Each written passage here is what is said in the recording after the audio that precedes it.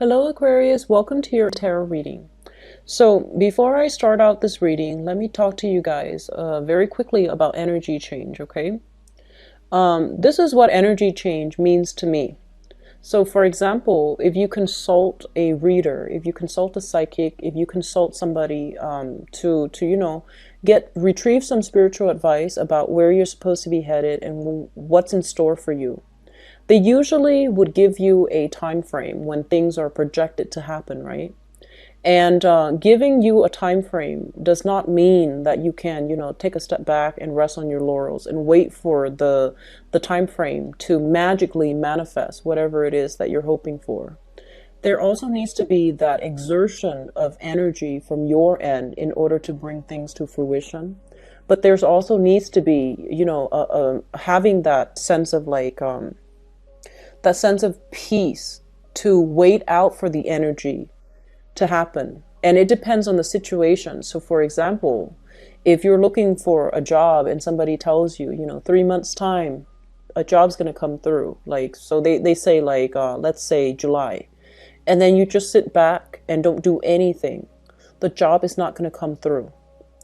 And at the same time, if they tell you this person is going to be coming back in 3 months time, and you don't wait for that 3 months period and you reach out first, or you don't wait for the 3 months period to pass and you consult another reader, it basically means that you have to wait for that timeline, for that energy change to happen before you can consult further into a situation. Does that make sense?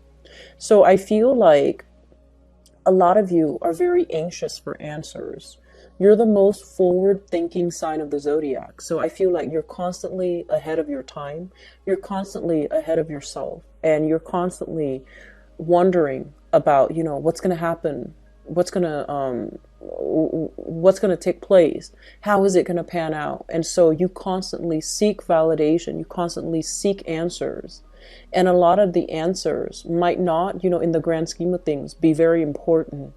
And so I just want to have a little bit of an advice, segue into an advice for you guys.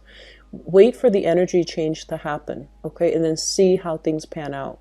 So patience is something that needs to be cultivated from your end. And a lot of the times when we want answers, when we want to see into the future, there is an element here innately of control, wanting to control outcome, wanting to control a situation. And you might not look at it that way, but I feel like that's one of the ways in which wanting all of these things are manifesting in a way that indicates control. And so you might not get the answers that you're seeking because the universe wants you to be patient. The universe wants you to experience the whole process of waiting, the whole process of trusting that the universe has a divine plan in store for you.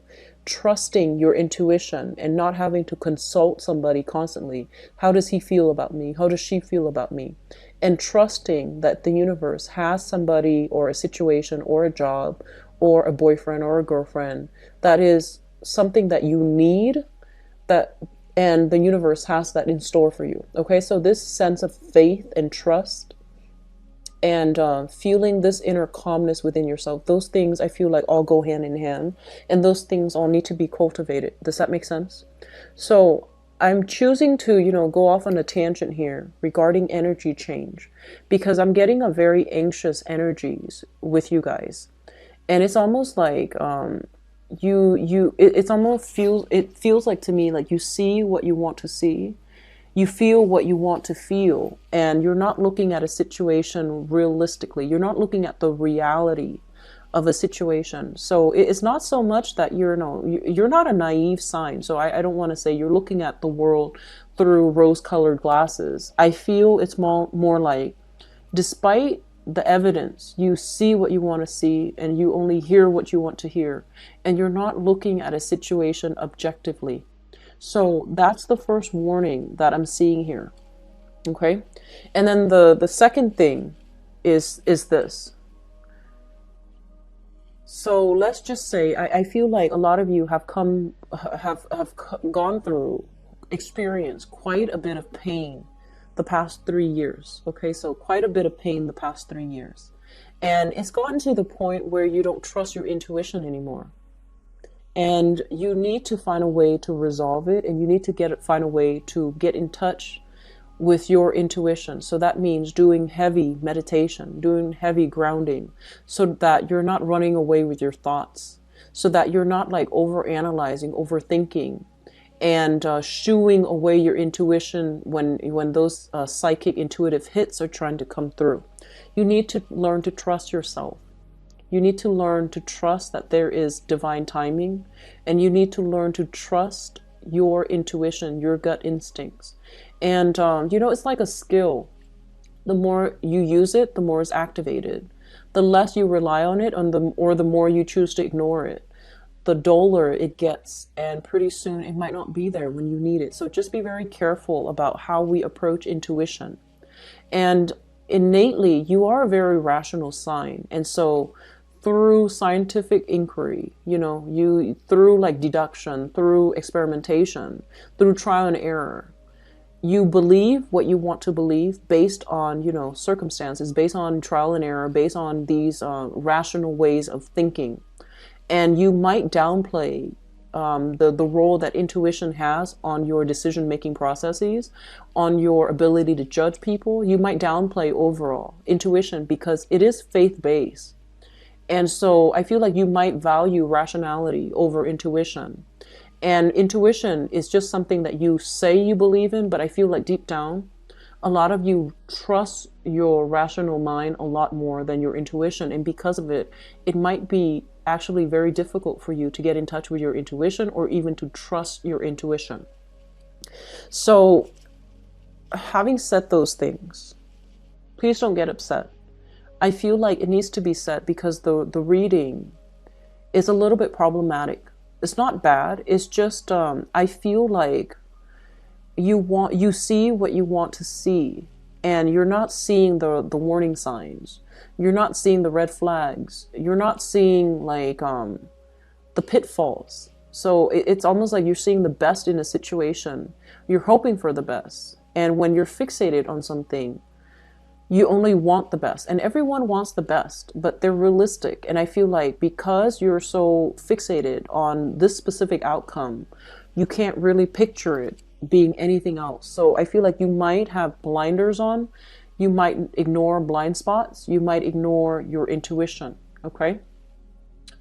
And so let me talk about the past very quickly, and then I'll transition into the future to avert some of these things. Okay? So you've been hurt really badly in the past, right? And I feel like some of you, I don't feel like you've learned. That's what it feels like to me. So you might have dated the same type of people in the past, and you're dating the same types again in the future.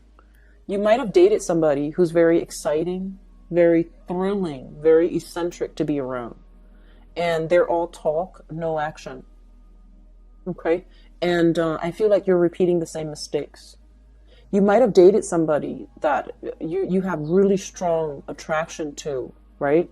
And a lot of the attraction, a lot of the chemistry, it comes from like opposites. And I feel like you're dating somebody that is so different from you. They don't even have like the same goals. They don't even want a relationship, for example.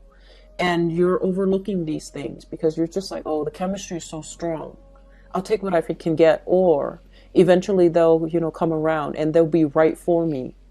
And it's like, no, they're not right for you right now. And in the future, if you put your life on hold for them, I feel that you're going to be very disappointed further down the future, further down the line. And you're going to be a little bit resentful that you've waited, hoping that, they would be the right one. So I feel like there are pitfalls here that you have to avoid. And a lot of it comes with learning from the past and making like choosing something different for yourself, choosing a different path, choosing a different type, choosing something that will allow you new opportunities, choosing something that will allow you to step out of your comfort zone, choosing something that will provide a new experience. Because I feel like deep down, you are a fixed sign, and you tend to go for the same types. And there's nothing wrong with going for the same types. But if we have had bad, like a series of bad relationships in the past, and if we narrow it down, all the exes are the same types, then it's not going to work out. And also, in this is not just pertaining to love. This is also like work. If you had the same, previous 3 years, the same type of work, and you're hoping to branch out and you're choosing the same types, it's not going to work out the way that you want, okay? So they're saying to step outside of this type, step outside of this mold, do something a little bit differently, because I feel like that's going to break you away from this cycle, all right? So on the friendship front, on the work front, things are actually very, very good. I feel like there's a lot of camaraderie. There's a lot of good rapport between you and supervisors. So I feel like you're on the right track when it comes to work, okay? Many of you. And I'm sensing that some of you are just in a position where you're not really advancing anymore. You're not climbing that corporate ladder. You're not really learning anymore. You have pretty much maxed out on everything that you're learning. And so I feel like, you're happy going to work because you don't have to start from the bottom of the totem pole. You're in a position where others respect you. You know what you're doing. Work is flowing well. You love your coworkers. You love your supervisors. You love your managers. But mentally and emotionally, I just don't feel like you're growing anymore. You've learned everything there is to learn. And so they're saying, take the next step. And if you've learned everything there is to learn, the next step might be, getting a new job or starting your own business. Okay. And I know that those are just I'm saying it in a very flippant manner, as if it's very easy to do, but I feel like you might want to consider it. Okay. Just like take some time to really mull it over and see if that's something that you want to do. Okay. And then I feel like for others of you, this energy might play out on the relationship front. You're seeking excitement. You're seeking passion. You're seeking like this, a lot of intensity in your relationship. And I feel like it's a series of seeking really thrilling, exciting, passionate, I feel like also sexual relationship partners, but they're not very reliable and you're not compatible with them. So the relationships in the past have been very turbulent. They have been really problematic. And you're seeking the same type of relationship right now and also in the future. So be careful about that, okay? Oftentimes when we meet a new person and there are things about them that resembles the old person, it makes us feel very comfortable. It makes us feel at ease because there's that sense of familiarity, right? That's not always a good thing. It's not always a bad thing, but it's not always a good thing either. When that comfort, when that familiarity is there, it basically means that we're dating the same type of people. So just be very, very careful, especially if the past 3 relationships have been very turbulent, okay? So Aquarius, it goes without saying, once you turn your back from a person, you turn your back, you move on, you don't look back. And so once you are emotionally checked out, you're done for good. And so I would advise you, if you had been in a very turbulent relationship with somebody and, they're like, let's be friends. I would say just cut them loose, just cut that off, because you feel like, oh, what's the harm? Let's be friends. But no, it's going to lead to trouble. So just be very careful about, who your friends are. Because if it's an ex and there's still like resentment, there's still passion, there's still chemistry, there's still some unfinished business, it's going to inevitably turn back around into like another turbulent love relationship. So you want to be very careful, okay? And so here's what I'm feeling. You have some really good cards, but the way that they came out, it seems to me to be a little bit problematic. But I feel like the bottom line here is that you need to be very careful about compatibility versus that, compatibility to me is very, very vital and crucial to a good relationship. It's not it's not the main exclusive requirement, but it is very important. And I feel like a lot of the times you don't want compatibility. I feel like many of you want the excitement, the eccentricity, the turbulence. and that really strong sexual emotional connection, because it's really hard for you to have a sexual emotional connection with another person. So when that somebody triggers it, like, you let them in all the way, okay? And so it's really hard for you to let go of that person when you know they're not the right one for you. And so making smarter decisions based on aiming for more compatible relationships, compatible friends, even compatible work situations, that's going to be really important. And the way to know that you're compatible is if you enjoy the work that you do, if you enjoy the person that you're with, and not just on a sexual physical level, but more like on a mental level, more on like, are they easy to talk to? Is this work emotionally fulfilling for me?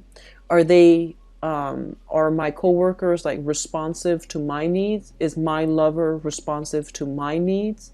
Are they making me feel secure? Are they making me like feel emotionally fulfilled? Like things like that. Those are questions that you don't ask yourself enough, because I feel like, as long as it's exciting, you feel like you're hooked. And the more important questions then that you need to ask yourself is this person responsive to my emotional needs? If I say no, do they push further and disregard my no? Are they respectful of boundaries? So be very careful, okay? I feel like for some of you, you like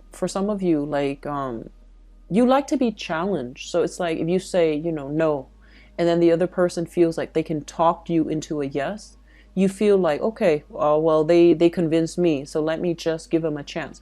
But the thing is, if you say no and somebody keeps pushing for you to say yes, it basically means that they're not respectful of your needs. And so the way you look at people and situations, I feel that you need to be a little bit more mindful, and you need to be a little bit more like objective. Okay, so just if that situation is something a little bit less dire. So for example, they ask you, do you want to go out on Thursday? And you're like, okay, no, I have an exam. And then they keep pushing and pushing, and finally you forgo studying for the exam and you go with them because they have a really good argument. Put that situation in a different context. If they're like, do you want to sleep with me? You're like, no. And they try to convince you for whatever reason, either through persuasion or coercion. Does that make it okay? I feel like you have to look at a situation in a more definitive way when you're dealing with people that you are emotionally wrapped up with. Because it seems like when you go through life, logic is very black or white. But when it comes to love, it's not all black and white, and you make a lot of allowances. And I feel like you need to stand a lot firmer when you approach love relationships, because I feel like it's activating your heart chakra, and the emotions is not something that you guys are innately comfortable with. And so you might use a different framework when examining love relationship partner, and it might not be always objective, okay? So just something to be careful about. We have some really good cards here that indicate meeting a really, really good person that you will have a very strong emotional, intellectual, the whole nine yards. You will have a really good connection with. But while you're dealing with those, exciting, eccentric, but flaky people, while you're wasting your time with the riffraff, you might miss out on this opportunity to meet this really amazing person. And they're saying what you see is not what you get. So use that logic when approaching love relationships. Use that logic when approaching, work situations. You might be emotionally tied to a work situation because of coworkers, but you're not advancing any further. So you have to make that sacrifice and let it go, okay? You might like this person as a friend, but not so much as a lover.